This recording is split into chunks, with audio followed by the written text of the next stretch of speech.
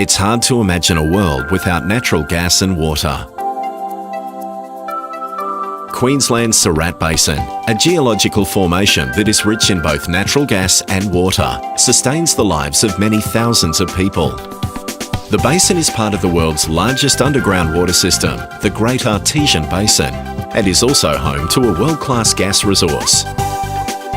For generations, farmers have used the basin's water to create one of Australia's prime agricultural centres, and explorers have tapped into its natural gas for more than a century. The gas being produced across the basin is held in coal seams by the pressure of the groundwater. When a well is drilled into the seam and the water is released, the gas flows.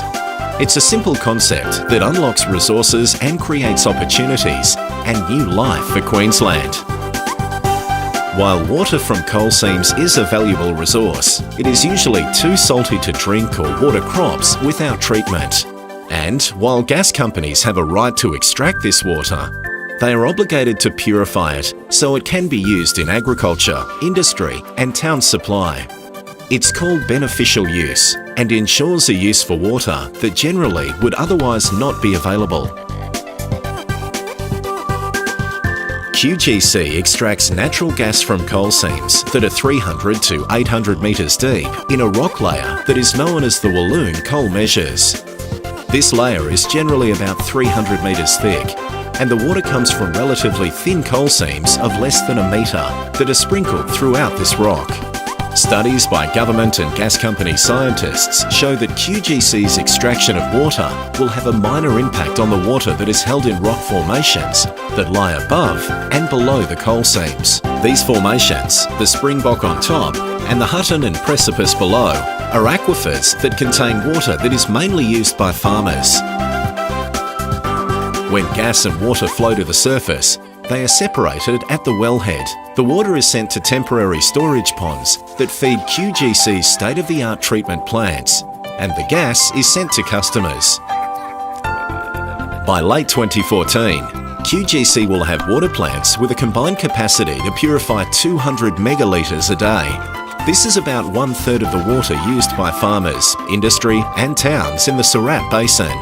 QGC purifies the water and supplies it to Sunwater, Queensland's largest bulk water service provider, which in turn supplies it to farmers and other customers. Water from QGC's Kenya plant, west of Chinchilla, flows through a 20-kilometre pipeline to Chinchilla Weir on the Condamine River. Farmers draw water from the pipeline en route to the Weir or from the river. A second 120-kilometre Sunwater pipeline will take water from QGC's Wallaby Creek plant near Wandoan to Glebe Weir on the Dawson River north of Taroom. Like the Chinchilla scheme, farmers can draw water from the pipeline en route to the Weir or from the river. QGC must treat the water to world-class standards to ensure it safeguards human health, the environment and agriculture. Local councils conduct further treatment of the water to comply with regulatory requirements for human consumption. Of the 21,000 registered private farm bores across the Surat Basin, government scientists predict that only 500 will be affected by gas production. For these bores, the gas companies must make good any impact they have on water production, which can range from compensation to new bores. QGC is investing about $80 million to monitor a network of more than 170 bores across the basin to provide early notice of any impact on aquifers.